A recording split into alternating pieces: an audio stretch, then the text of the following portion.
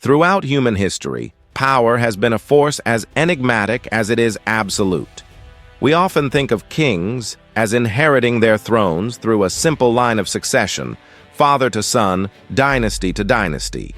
But the path to the crown has often been far stranger, more perilous, and more mystical than we can imagine. From divine prophecies to trials by combat, from random chance to sacred omens, the methods for choosing a ruler have been as diverse as the cultures that conceived them. Today, we journey back in time to uncover 20 of the most bizarre and fascinating ways kings were chosen, revealing how destiny, design, and sheer belief forged the rulers of our world. Let's begin in ancient Greece, where the fate of cities could rest on a whisper. Here, some rulers were crowned not by birthright, but by a divine message from the Oracle of Delphi. The high priestess, known as the Pythia, would enter a trance and deliver cryptic prophecies believed to be the words of the god Apollo himself. These pronouncements were not straightforward commands, but riddles that had to be interpreted by priests and politicians. A prophecy might hint at a man born of a lion or one who comes from the sea, turning the selection of a leader into a sacred puzzle. Politics became a matter of divine will, and the throne was claimed by the one who could best argue that destiny was on their side. Now, let us travel north to the cold, unforgiving lands of the Norsemen. Among Viking chieftains, leadership wasn't inherited, it was earned with blood and steel. The ultimate test was the holmgang, a formal, legally recognized duel to the death. Two rivals would meet on a small island or a designated plot of land, armed with shields and axes. The rules were strict, the combat brutal. The survivor was not just seen as the stronger warrior, he was believed to have been favored by the gods. Odin and Thor, it was thought, would grant victory only to the one truly worthy of leading. In this world, a crown was not given, it was taken. From the fjords of Scandinavia, we ride across the vast open plains of the Asian steppe, home to the Mongol Empire. While the great Khans were often related by blood, the ultimate decision was made at a Kurultai, a grand assembly of nobles and military commanders. Here, the next great Khan was chosen. But it wasn't always a simple vote. Sometimes candidates had to prove their worth through grueling trials of the three manly arts: archery, horsemanship, and wrestling. A man who could shoot an arrow with unparalleled precision while galloping at full speed, or unhorse any challenger, demonstrated the skills essential for leading the world's most formidable army. It was a meritocracy forged in the heart of the steppe. In imperial China, the ultimate authority was not a council of men, but the cosmos itself. Rulers claimed legitimacy through the mandate of heaven, a philosophical concept that the heavens granted the emperor the right to rule based on his virtue and ability to govern well. This mandate was not permanent. If a dynasty became corrupt or incompetent, heaven would show its displeasure through natural disasters, floods, earthquakes, and famines. Peasant rebellions were also seen as a sign that the ruler had lost divine favor. This gave a new, aspiring dynasty the cosmic permission to rise up and seize power, claiming that heaven had chosen them to restore order to the world. Let's journey to the Emerald Isle, to ancient Ireland, where the land itself chose its king. At the sacred hill of Tara, the seat of the High Kings, stood a remarkable monument, the Lia Fáil, or the Stone of Destiny. Legend held that this stone possessed a supernatural power. When the one true rightful king of Ireland stood upon it, the stone would let out a mighty roar, a sound that could be heard all across the island, confirming his sovereignty. It was a coronation by geology, a testament to the deep mystical connection the ancient Irish felt between their leaders and the very soil they ruled. In the glittering maritime Republic of Venice, the fear of corruption and tyranny led to one of the most complex and bizarre electoral systems ever devised. The selection of the Doge, the leader of Venice, was a masterpiece of engineered chance. It involved a series of votes and lotteries designed to prevent any single powerful family from rigging the outcome. Members of the Great Council would draw lots to select electors, who would then draw more lots to select other electors in a multi-stage process that was almost impossible to manipulate. This intricate blend of democracy and random chance created a stable system that endured for centuries, proving that sometimes the best way to choose a leader is to leave it partly up to fate. Now to the heart of the Aztec Empire, where kingship was earned through pain and endurance. To prove they were chosen by the gods of war and sun, prospective rulers had to undergo brutal ordeals. These were not symbolic tests.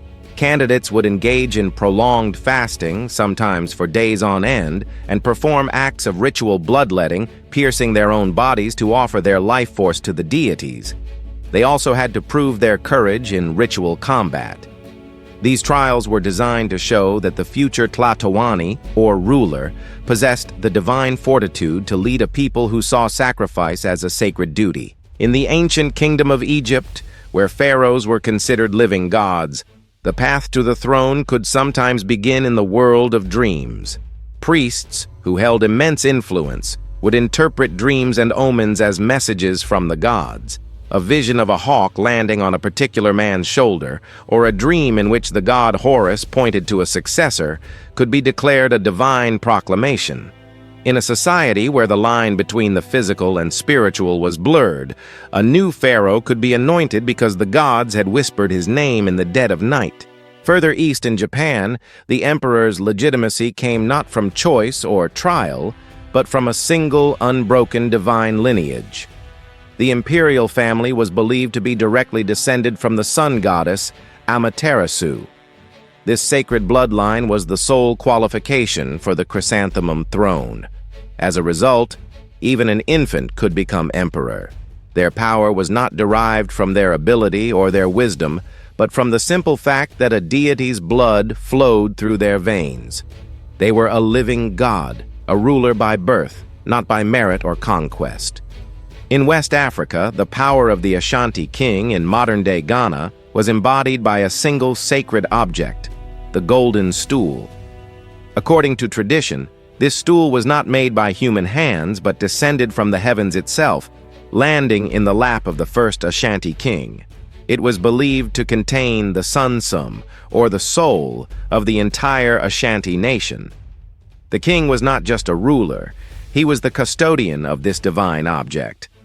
Whoever was chosen to occupy the throne next to the golden stool, never upon it, was not merely a political leader but the spiritual heart of his people.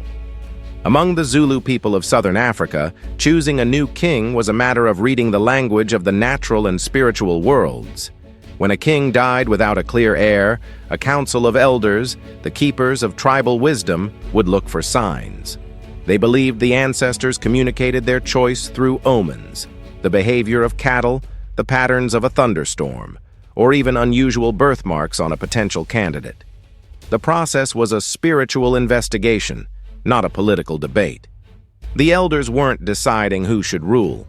They were interpreting who the spirits had already chosen. History is filled with moments of chaos, and sometimes those moments choose a king. In the Byzantine Empire, the line of succession was often broken by coups and mutinies. During one such uprising, the rebellious soldiers, unable to agree on a new leader from their ranks, resorted to a game of chance. They decided to throw dice to determine who among them would wear the imperial purple. A low-ranking officer, a man with no political ambition or noble blood, was suddenly thrust onto the throne of one of the world's most powerful empires. In that moment, his destiny was decided not by pedigree, but by a random roll of the dice. In the Roman Republic and later the Empire, divine approval was a crucial component of political legitimacy. Before major decisions, including the confirmation of a new leader, Romans would consult augurs, priests who specialized in interpreting the will of the gods through omens. They would meticulously study the flight patterns of birds, particularly eagles, which were sacred to Jupiter. the king of the gods.